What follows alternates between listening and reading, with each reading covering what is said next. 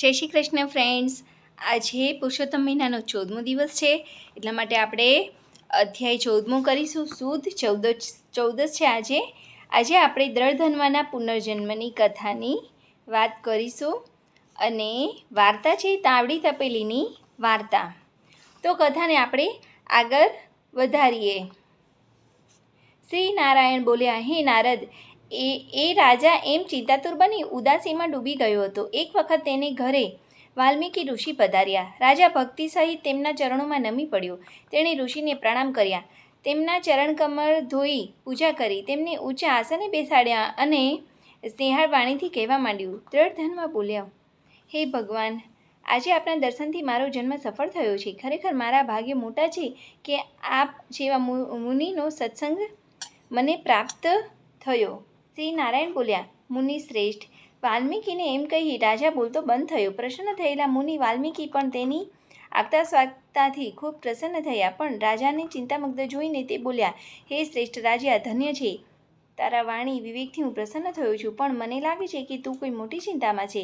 તારા મનમાં જે કંઈ હોય તે હે મહાબુદ્ધિમાન, તે તું મને વિના સંકોચે કહે. દ્રઢધન્વા બોલ્યો, આપના ચરણકમળની કૃપાથી મને હંમેશા સુખ જ છે.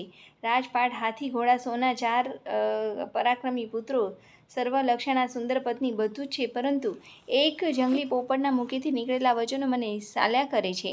તે વિશેનો સંશય આપ દૂર કરો. એ પક્ષી પર જેટલામાં મારી નજર ઠરી એટલામાં એ મારું સામે મોઢું કરી એક શ્લોક બોલ્યો. વિદ્યમાન તુલ સુખમાં ભોક્યાતીવ ભૂષમલેન ચિનયસી તત્યમ ત્વમ તનકથામ પારમેષ્યસી. હે મુનિ, મને જોઈને એ પોપટ આવી શ્લોકાવાણી શા માટે કરી તે હું સમજી શકતો નથી.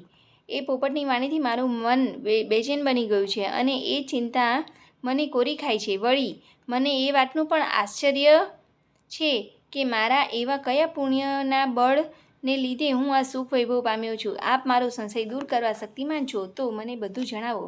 રાજાનું એ વાક્ય સાંભળી મુનિ શ્રેષ્ઠ વાલ્મીકીએ ધ્યાનમગ્ન બની ભૂત ભવિષ્ય વર્તમાન જે કંઈ છે એ બધું હાથમાં રહેલા આમળાની પેઠે સ્પષ્ટ જોઈ લીધું ને પછી હૃદયમાં નિશ્ચય કરી રાજાને કહ્યું, હે શ્રેષ્ઠ રાજા, તારા પૂર્વજન્મનું ચરિત્ર તું સાંભળ. હે રાજેન્દ્ર, પૂર્વજન્મમાં તું દ્રવિડ દેશમાં ઉત્પન્ન થયેલો સુદેવ નામનો બ્રાહ્મણ હતો. તે તામ્રવર્ણી નદીના કિનારે રહેતો હતો. તું ધાર્મિક, સત્યવાદી અને ધાર્મિક વૃત્તિવાળો, વેદ પારંગત અને જે મળે તેમાં જ સંતુષ્ટ રહેનારો હતો. તે અગ્નિહોત્ર આદિ યજ્ઞોથી શ્રીહરિ વિષ્ણુને પણ સંતુષ્ટ કર્યા હતા. તારી પત્ની પણ ઉત્તમ ગુણોવાળી અને સુંદર હતી.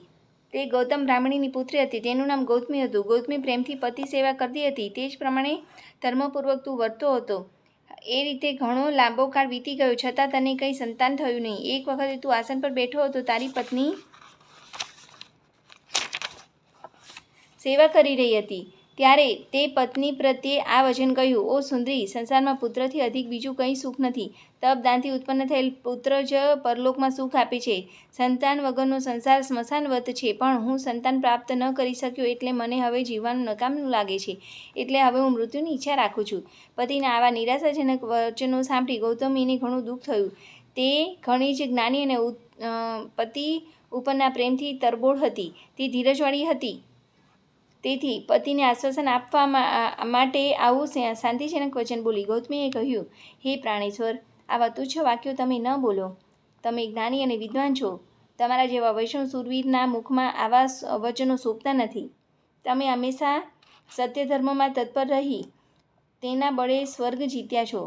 જો તમને પુત્રની ઈચ્છા હોય તો શ્રી જગન્નાથની ભક્તિપૂર્વક આરાધના કરો. તે તમારા કષ્ટોને દૂર કરશે. જે ભગવાનનું આરાધન કરી પૂર્વે કર્દમ ઋષિએ સાંખ્ય શાસ્ત્રના આચાર્ય યોગીઓમાં શ્રેષ્ઠ તેવા પ્રખ્યાત કપિલદેવને પુત્ર તરીકે પ્રાપ્ત કર્યા હતા.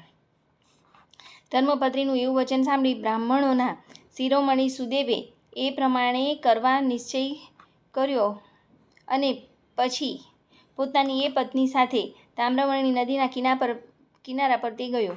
ત્યાં જઈ તેણે સૂકા પાંદડા અને જળનો આશરો લીધો. મહાભયંકર તપ આદર્યું. આ રીતે તપ કરતાં તેને 4000 વર્ષ વીતી ગયા. તપના ભંડાર એ સુદેવના તપથી 3 લોક કંપાવા લાગ્યો. ત્યારે ભક્ત વત્સલ ભગવાન તેનું એ ઉગ્ર તપ જોઈ તરત જ ગરુડ પર બેસી ત્યાં પ્રગટ થયા. નવા મેઘ જેવા શ્યામ પ્રસન્ન મુખવાળા અને જગતનું રક્ષણ કરવામાં સમર્થ એવી 4 ભુજાઓથી યુક્ત જણાતા એ મુરારીના દર્શન કરી સુદેવ બ્રાહ્મણે હર્ષી તેમને સાષ્ટાંગ પ્રણામ કર્યા. શ્રી બૃહન્નાદીય પુરાણના પુરુષોત્તમ મહાત્મ્યનો દ્રઢ ધર્મના પુનર્જન્મની કથા નામનો 14મો અધ્યાય સંપૂર્ણ. હવે પતિત પાવન પુરુષોત્તમ માસની કથાનું રસપાન કરીએ. આપણે વાર્તા કરવાની છે તાવડી તપેલીની વાર્તા. એક નગરમાં બ્રાહ્મણ બ્રાહ્મણી વસે. બંને ઘણા ધર્મિષ્ઠ અને સંતોષી જીવ. સંતાનમાં 4 દીકરી અને 2 દીકરા. દીકરીઓ તો પરણીને સાસરે ચાલી ગઈ. દીકરા નાના હતા. બ્રાહ્મણીની ઉંમર થઈ ગયેલી, તેથી કામ કરતા થાક લાગે. રાંધવા ચીંધવાની કડાકૂટમાં કથા વાર્તામાં જવાય નહીં. એવામાં પવિત્ર પુરુષોત્તમ માસ આવ્યો. બ્રાહ્મણી વિચારવા લાગી કે પ્રભુએ રાંધવાની ચિંતા ન આપી હોત તો નિરાતે પ્રભુ ભક્તિ કરત. આ રાંધવાની લપમાં અડધો દી બગડે છે. દેવદર્શને જવાતું નથી. પ્રભુ દયા કરે અને તૈયાર રસોઈ મળે તો ભક્તિનું ભાથું બાંધી લઈએ. બ્રાહ્મણીની પ્રાર્થના પ્રભુએ સાંભળી. રાતે સપનામાં દર્શન દઈને કહ્યું, સવારે તને દેવતાઈ તાવડી તપેલી મળશે. તાવડીમાં તાવેથો ફેરવીશ એટલે ઉના રોટલા મળશે અને તપેલીમાં કડછી હલાવીશ એટલે મેવા મીઠાઈ મળશે. પણ આ વાત તો કોઈને ન કહેતી. સવારે દેવતાઈ તાવડી તપેલી મળતા બ્રાહ્મણી તો રાજીના રેડ થઈ ગઈ. રાંધવાની લપ ગઈ. પ્રાતઃકાળે ઉઠીને નદીએ નાહવા જાય. વાર્તા સાંભળે, દેવ દર્શન કરે, કથા સાંભળીને છેક બપોરે ઘરે આવે. તાવડીમાં તાવેથો ફેરવે એટલે ઉના રોટલા મળે અને તપેલીમાં કળશું ફેરવે એટલે મેવા મીઠાઈ મળે. બ્રાહ્મણ બ્રાહ્મણી નિરાતે જીવે, પ્રભુ ભજન કરે. પણ છોકરાઓને નવાઈ લાગી કે માં આટલી જલ્દી રસોઈ કઈ રીતે બનાવી નાખે છે. નથી એ ચૂલો સળગાવતી કે નથી એ લોટ બાંધતી અને રોજ મેવા મીઠાઈ મળે છે. આનું રહસ્ય શું હશે એ જાણવા એક દિવસ છોકરાઓએ બારણાની તેડામાંથી જોઈને બધું જાણી લીધું. છોકરા તો ભોળા જીવ. એમણે તેમના મિત્રોને વાત કરી. એકે બીજાને, બીજા ત્રીજાને. એમ કરતાં આખા નગરમાં વાત ફેલાઈ ગઈ. ઉડતી વાત રાજાના મહેલે આવી. રાણીએ જાણ્યું એટલે રાજા આગળ હઠ પકડી. કહે, આવા દેવતાઈ તાવડી તપેલી તો મહેલમાં જ શોભે. મને લાવી આપો. રાજાએ પ્રધાનને 100 સોનામહોર આપીને તાવડી તપેલી લેવા મોકલ્યા. પ્રધાને બ્રાહ્મણ પાસે જઈને સોનામહોર ધરી અને તાવડી તપેલી માંગ્યા, પણ બ્રાહ્મણે તાવડી તપેલી આપણને ના પાડી દીધી. બ્રાહ્મણ હાથ જોડીને બોલ્યો, મંત્રીશ્રી, આ તાવડી તપેલી તો મારા પુરુષોત્તમ પ્રભુની પ્રસાદી છે. તેમણે મારા ઉપર પ્રસન્ન થઈને આપી છે. તે હું કેવી રીતે આપી શકું?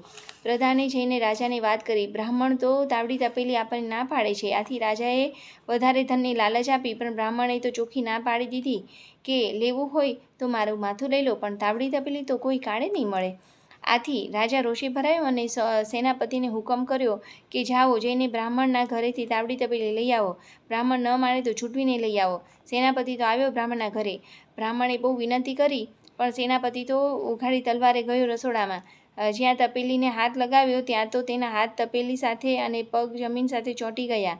તેણે હાથ ઉખાડવાની અને પગ હલાવવાની, જમીનથી છૂટવાની કોશિશ કરી, પણ ન હલી શકે કે ન ચલી શકે. સિપાહીઓએ જઈને રાજાને સમાચાર આપ્યા. ક્રોધથી ધુઆપોઆ થતો રાજા જાતે આવ્યો.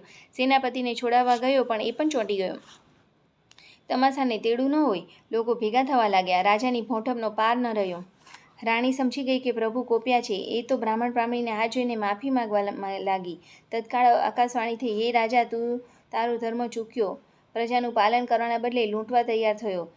જો તારે મુક્ત થવું હોય તો બ્રાહ્મણ બ્રાહ્મણીને 1000 સોનામહોર આપ. આ પવિત્ર માસમાં જે સુવર્ણ દાન કરે છે તે સર્વ પાપમાંથી મુક્ત બને છે. આકાશવાણી સાંભળી રાણીએ તરત મહેલમાંથી સોનામહોર મંગાવીને દાન કર્યું. રાજા અને સેનાપતિ મુક્ત થયા. સર્વત્ર પુરુષોત્તમ પ્રભુનો જય જયકાર થવા લાગ્યો. હે પ્રભુ, પૂર્ણ પુરુષોત્તમ પ્રભુ, તમે જેવા બ્રાહ્મણ બ્રાહ્મણીને ફળ્યા એવા સૌને ફળજો અને મારી આ કથા સાંભળનાર દરેક દર્શક મિત્રોને પણ ફળજો. તો હવે આપણે એક નાનું એવું કીર્તન પણ કરી જ લઈએ. બરોબર છે? રામકૃષ્ણ ગોવિંદ જય જય ગોવિંદ, હરિ રામ ગોવિંદ જય જય ગોવિંદ, હરિ કૃષ્ણ ગોવિંદ જય જય ગોવિંદ, હરિ શ્યામ ગોવિંદ જય જય ગોવિંદ, ગોવિંદ ગોવિંદ જય જય ગોવિંદ. રામ કૃષ્ણ ગોવિંદ જય જય ગોવિંદ બોલો શ્રી કૃષ્ણ કનૈયા લાલ કી જય પુરુષોત્તમ ભગવાન કી જય.